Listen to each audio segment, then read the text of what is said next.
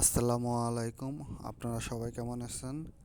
আজকে আমি এসেছি আমার জমিতে গরুর জন্য ঘাস লাগানোর জন্য। এই যে ঘাসটি দেখছেন, এই ঘাসটির কাটিং হলো স্মার্ট নেপিয়ার।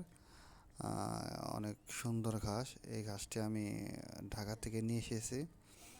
মূলত আমি গরুর খামার দেবো, সেই জন্য আসলে এই ঘাসগুলো কালেকশন করা।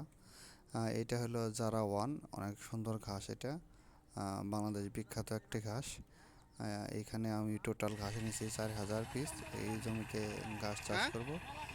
বর্তমানে সার ছিটানো হচ্ছে এবং পাশাপাশি ট্রাক্টর দিয়ে হাল দেওয়া হচ্ছে, কারণ এই ঘাসের জন্য জমি একটু মাটিগুলো ঝুরঝুরা করে নিতে হয়। সেই জন্য আমি ট্রাক্টর দিয়ে চাষ দিচ্ছি। মোট আমি 3টি চাষ দিয়েছি এবং সাথে আমার এই যে আমার বন্ধুগুলো এসেছে, সেগুলো তাদের আমার হেল্প করতেছে। সে আমাকে সার ছিটিয়ে দিচ্ছে এবং পাশাপাশি এখানে হাল দেওয়া হচ্ছে যাতে সারগুলো মাটির নিচে চলে যায়। আমি তাছাড়া যে পাশে যে খুঁটিগুলো দেখা যাচ্ছে, এগুলোতে আমি চারিদিকে বেড়া দেবো, যাতে এখানে যেহেতু গ্রামের বাড়ি, গরু ছাগলে যেন ঘাসগুলো না খেয়ে ফেলে। সেই জন্য আমি চারিদিকে বেড়ে দেওয়ার জন্য এই যে নেট প্লাস বাঁশ বাঁশের ব্যবস্থা করা হয়েছে। আসলে এই বর্তমানে খড়ের যে দাম, মানে সেটি কিনে খাওয়ানো এখনকার প্রান্তিক কৃষকদের কাছে অনেকটা কষ্টকর। কারণ এখন বর্তমানে সবাই বাসায় দু একটি করে গরু পালন করে, সেই জন্য সবাই যার যার খড় নিজে নিজেই সংরক্ষণ করেন। খড় পাওয়াটা অনেক কঠিন, তাই ভাবছি যে এখানে আমার 20 শতাংশ জমি আছে, সেই জমিতে আমি ঘাস চাষ করব, যাতে আমার খড়ের উপর নির্ভরশীল না হয়ে আমি ঘাসের উপর নির্ভর করতে পারি।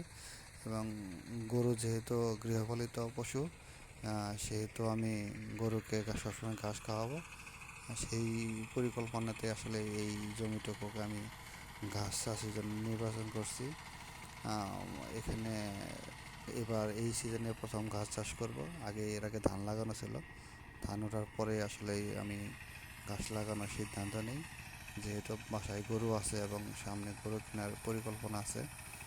তাই ভাবলাম যেহেতু খড়ের অনেক দাম, তাই আমি এই জমিগুলোতে ঘাস লাগাই, যাতে আমার গরুগুলোর পালতে সহজ হয়।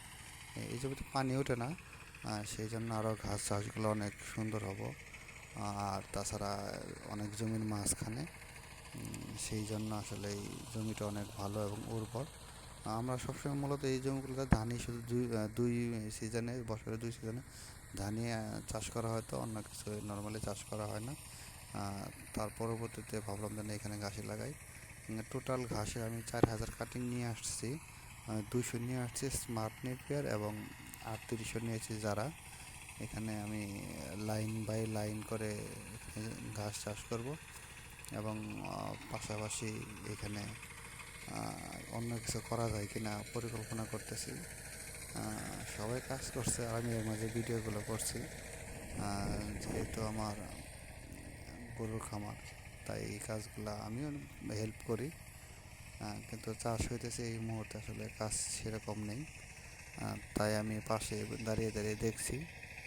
সবাই দোয়া করবেন আমি যেন আমার এই গরুর ঘাসের এই প্রজেক্টে করতে পারি। এই যে দেখা যাচ্ছে নেট, যে নেট, এগুলো নেট কেনা হয়েছে 4টি। এই যে এটা দিয়ে বেড়া দেওয়া হবে, যে এই নেটটি অনেক টিকসই, প্লাস্টিকের নেট।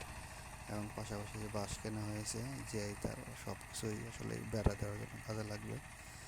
সবাই দোয়া করবেন যেন আমি আমার ছোট্ট আকারের পারিবারিকভাবে যে গরু খামারটি পরিচালনা করে যাচ্ছি, সেই জন্য সুন্দরভাবে করতে পারি। আর যেহেতু কৃষকের ঘরে জন্ম, কৃষিকাজ করতেই হবে।